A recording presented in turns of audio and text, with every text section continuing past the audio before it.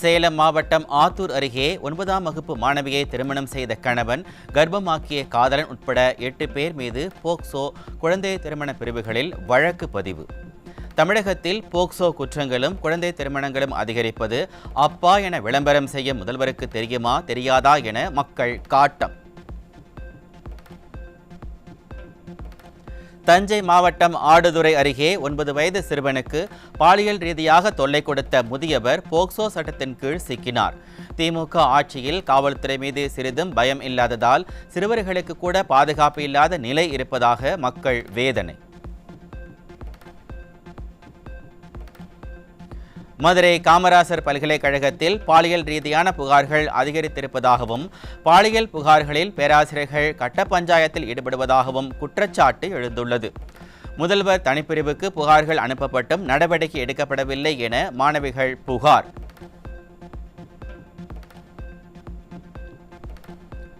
நெல்லை down Kariapatti அருகே 60 வயது முன்னாள் காவலரை வெட்டி கொலை செய்துவிட்டு மர்ம நபர்கள் தப்பி ஓட்டம். ஸ்டாலின் ஆட்சியில் யாருக்கும் பாதுகாப்பு இல்லாத சூழல் நிலவுவதாக மக்கள் வேதனை.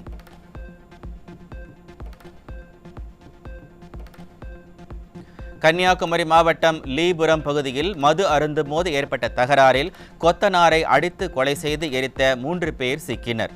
திராவிட மாடல் ஆட்சியில் அதிகரித்து வரும் மதுவால் பல்வேறு குடும்பங்கள் சீரழிந்து வருவதாக மக்கள் குற்றச்சாட்டு. ஈரோடு மாவட்டம் சூரம்பட்டியில் மதுபோதை தகராறில் 25 வயது இளைஞரை கொலை செய்ய முயன்ற 2 சிக்கினர். ஸ்டாலின் ஆட்சியில் மது போதையால் ஏற்படும் குற்றங்கள் அதிகரிக்கும் நிலையில் ஏவல் துறை கும்பகர்ண தூக்கத்தில் இருப்பதாக மக்கள் விமர்சனம். விழுப்புரம் மாவட்டம் மேட்டுக்குப்பம் பகுதியில் மெத்தனால் கலந்த மது அருந்தியதால் ஹோட்டல் உரிமையாளர் உயிரிழந்ததாக உறவினர்கள் குற்றச்சாட்டு. விடியா திமுக ஆட்சிக்கு வந்த பிறகு தமிழகத்தில் கள்ளச்சாராயம் மெத்தனால் போன்ற சர்வசாதாரணமாக புழங்குவது எப்படி, இதன் பின்னணியில் இருப்பது யார் என மக்கள் கேள்வி.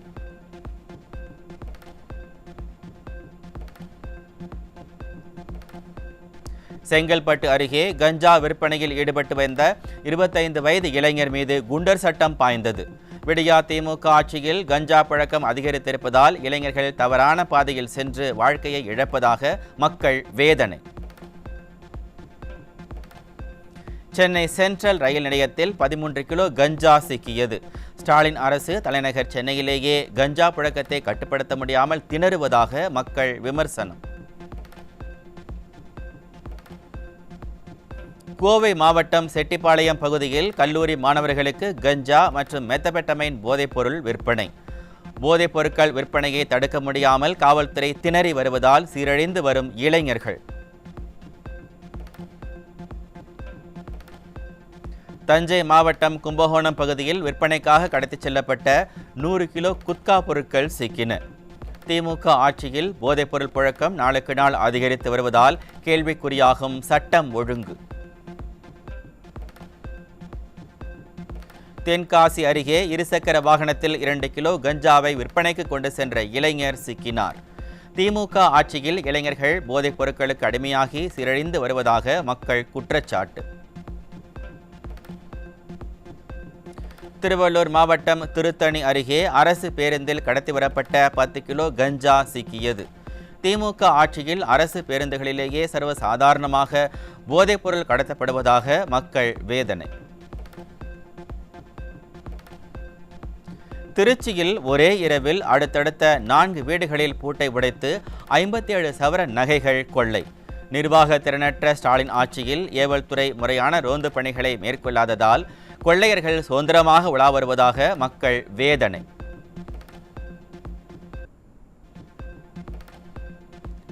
நாமக்கல் மாவட்டம் ராசிபுரம் அருகே ஆன்லைன் ரம்மியால் பல லட்சம் ரூபாய் பணத்தை இழந்த சட்டக்கல்லூரி ஆசிரியர் தூக்கிட்டு தற்கொலை. உயிர் பலி வாங்கும் ஆன்லைன் ரம்மியை தடை செய்ய வலியுறுத்தி எதிர்க்கட்சி தலைவர் பலமுறை எடுத்துக் கூறியும் நிர்வாக திறனற்ற ஸ்டாலின் அரசு உரிய நடவடிக்கை எடுக்காததால் பல உயிர்கள் பலிபோவதாக மக்கள் வேதனை. கடலூர் மாவட்டம் புவனகிரியில் தமிழக அரசால் தடை செய்யப்பட்ட லாட்டரி விற்பனையில் ஈடுபட்டவர்கள் சிக்கினர்.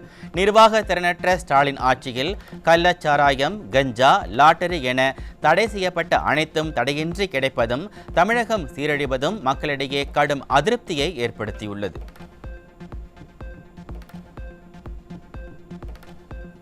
சேலம் மாவட்டம் குளித்தலை அருகே போலி தங்க காசுகளை விற்க முயன்ற பெண் சிக்கினார். ஸ்டாலின் ஆட்சியில் விதவிதமான மோசடி சம்பவங்கள் பெருகி வருவதால் பொதுமக்கள் அதிருப்தி. ராமநாதபுரம் மாவட்டம் ராமேஸ்வரத்தில் ஆட்டோ ஓட்டுநர் மீது தாக்குதல் நடத்திய திமுகவை சேர்ந்த கந்துவட்டி கும்பல் மீது ஸ்டாலின் அரசின் ஏவல் துறை நடவடிக்கை எடுக்கவில்லை என புகார். தமிழகத்தில் நாளுக்கு நாள் கந்துவட்டி கொடுமை அதிகரித்து வரும் நிலையில் ஸ்டாலின் அரசின் இரும்பு கரம் துருப்பிடித்து இருப்பதாக மக்கள் வேதனை. செங்கல்பட்டு மாவட்டம் சிங்கப்பெருமாள் கோவில் பகுதியில் ஏலச்சீட்டு நடத்தி 50 லட்சம் ரூபாய் மோசடி செய்த நபர் மீது ஏவல்துறை நடவடிக்கை எடுக்கவில்லை என மக்கள் புகார். பாதிக்கப்பட்டவர்கள் பணத்தை இழந்து தவித்து வரும் நிலையில் மோசடி ஆசாமி சுதந்திரமாக உலா வருவதாக வேதனை தெரிவிக்கும் மக்கள் இதுதான் திராவிட மாடலா என கேள்வி. புதுக்கோட்டை மாவட்டம் ஆலங்குடி அருகே இரு தரப்பினர் இடையே ஏற்பட்ட மோதலை தடுக்க முயன்ற காவல் ஆய்வாளர் மீது தாக்குதல். காவல் ஆய்வாளரின் தலையில் பலத்த காயம் ஏற்பட்ட நிலையில் ஸ்டாலின் ஆட்சியில் காவல்துறையினருக்கே பாதுகாப்பு இல்லை என மக்கள் விமர்சனம். திராவிட மாடலில் செயல்படும் தமிழக மின்துறை பராமரிப்பு பற்றாக்குறை காரணமாக 50 கோடி ரூபாய் மதிப்புள்ள மின் வாரிய சொத்துக்கள் எரிந்து சாம்பல். தொடர்ச்சியான கேபிள் எரிப்புகள், உற்பத்தி பாதிப்பு மற்றும் மேலாண்மையின் செயலிழப்பு ஆகியவை திட்டங்களின் செயல்திறனை கேள்விக்குறியாக்குவதாக குற்றச்சாட்டு.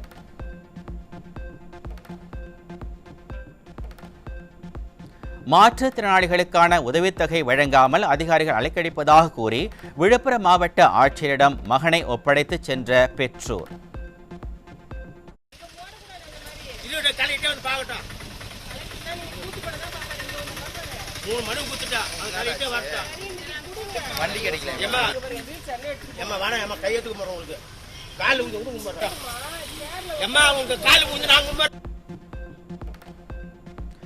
மக்களின் குறைகளை கண்டறிந்து தீர்க்க வேண்டிய முதலமைச்சர் நிர்வாக திறனற்று வீடியோ ஷூட் நடத்தி நல்லாட்சி நடத்தி வருவதாக நினைத்து கனவுலகில் வாழ்வதாக மக்கள் குற்றச்சாட்டு. 2 பொண்ணு ஒரு பையன், ஒரு புள்ள ஊனம் மாற்றத்தினால ஊனமுற்ற மூல வளர்ச்சியில் இன்னொரு பொண்ணு அது மாதிரி இருக்குது. பல முறை நான் வண்டி கேட்டேன், எழுதி கொடுத்தேன். வண்டி கொடுங்க, என் பிள்ளை ஏற்றி போனாலும் வண்டி கொடுக்க மாட்டான், மூல வளர்ச்சி இல்லாத பிள்ளை கொடுக்க மாட்டான்னு சொல்லிட்டாங்க. சொல்லி இப்போ பணம் எங்கள் பொண்ணுங்க நின்று போச்சு. 1 மாதத்து பணம், எங்கள் பையனுக்கு 5-6 மாதத்து பணம் நின்று போச்சு. கேட்டால் ஆதார் கார்டு இல்லை, கொடுக்க மாட்டோம் சொல்லிட்டு ஒரு அதிகாரி சொல்கிறாரு. அவர் ஊனமுற்ற ஆஃபீஸில் நானும் 3 முறை கலெக்டர்கிட்ட நேராக மனு கொடுத்துட்டேன். எந்த கலெக்டரும் நடவடிக்கை எடுக்கல. கட்சி முடிவு என்ன பண்ணிட்டா, கலெக்டர்கிட்ட பிள்ளை போட்டு போன ஒரு முடிவு பண்ணி வந்துட்டேன். நல்லா. மதுரையில் போதிய மருந்துகளின்றி முதல்வர் மருந்தகங்கள் முடங்கி கிடப்பதாக குற்றச்சாட்டு எழுந்துள்ளது. அம்மா மருந்தகங்களுக்கு முதல்வர் மருந்தகம் என பகுமானமாக ஸ்டிக்கர் ஒட்டினால் போதாது, அதிமுக அரசை போல மக்கள் நலனில் அக்கறையோடு திட்டத்தை சிறப்பாக செயல்படுத்த வேண்டும் என ஸ்டாலின் அரசுக்கு மக்கள் அறிவுரை. திண்டுக்கல் மாவட்டம் வடக்கம்பட்டியில் நிலத்தை அளக்கச் சென்ற கிராம நிர்வாக அதிகாரி தாக்கப்பட்டதால் அதிர்ச்சி.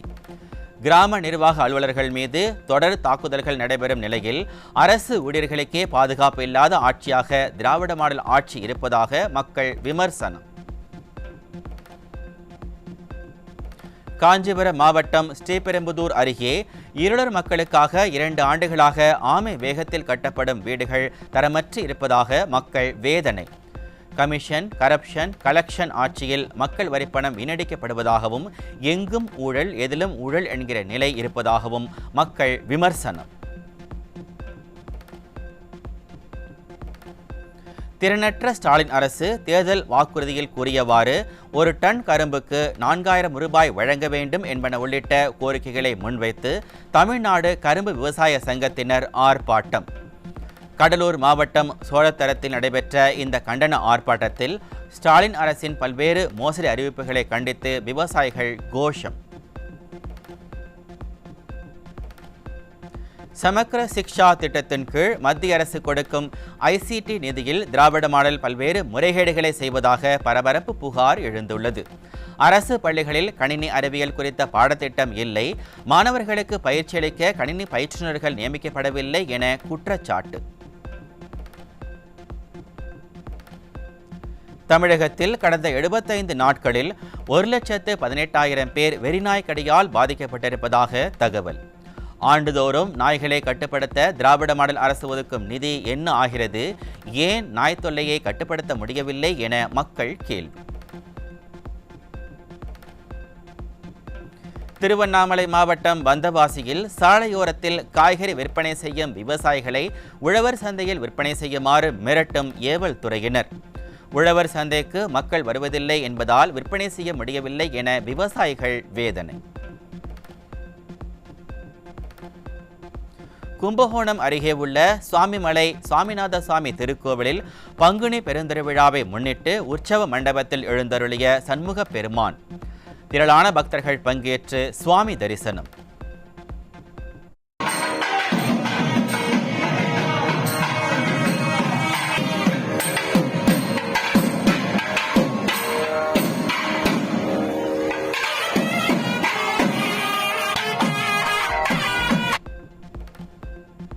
திருப்பரங்குன்றம் சுப்பிரமணிய சுவாமி கோவிலில் பங்குனி பெருவிழாவையொட்டி சுப்பிரமணிய சுவாமிக்கு பட்டாபிஷேகம்.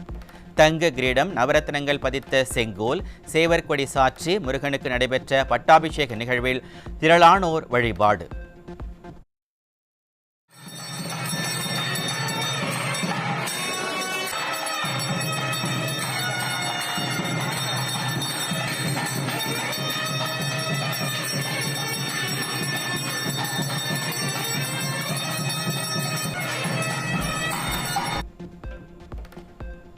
தேனி மாவட்டம் பெரியகுளம் அருகே மின்சாரம் தாக்கி 3 வயது குழந்தை உயிரிழப்பு.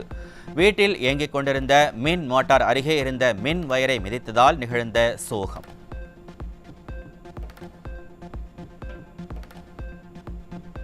மகாராஷ்டிரா மாநிலம் நாக்பூரில் வதந்தி பரப்பப்பட்டதால் ஏற்பட்ட கலவரத்தில் காவல்துறை தடியடி. மைனாரிட்டி பாஜக அரசு கலவரத்தை கட்டுப்படுத்த முடியாமல் திணறும் நிலையில் யுக்ரைன் போர் குறித்து பேச்சுவார்த்தை நடத்துபவர்கள் உள்நாட்டில் அமைதியை நிலைநாட்டுவதில் கவனம் செலுத்தவில்லை என மக்கள் விமர்சனம்.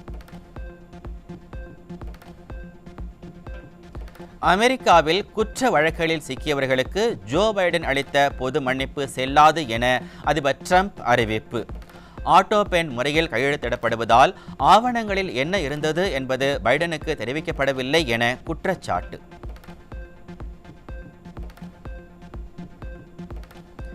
சாம்பியன்ஸ் டிராபி தொடர் காரணமாக பாகிஸ்தான் கிரிக்கெட் போர்டுக்கு 869 கோடி ரூபாய் இழப்பு ஏற்பட்டுள்ளது.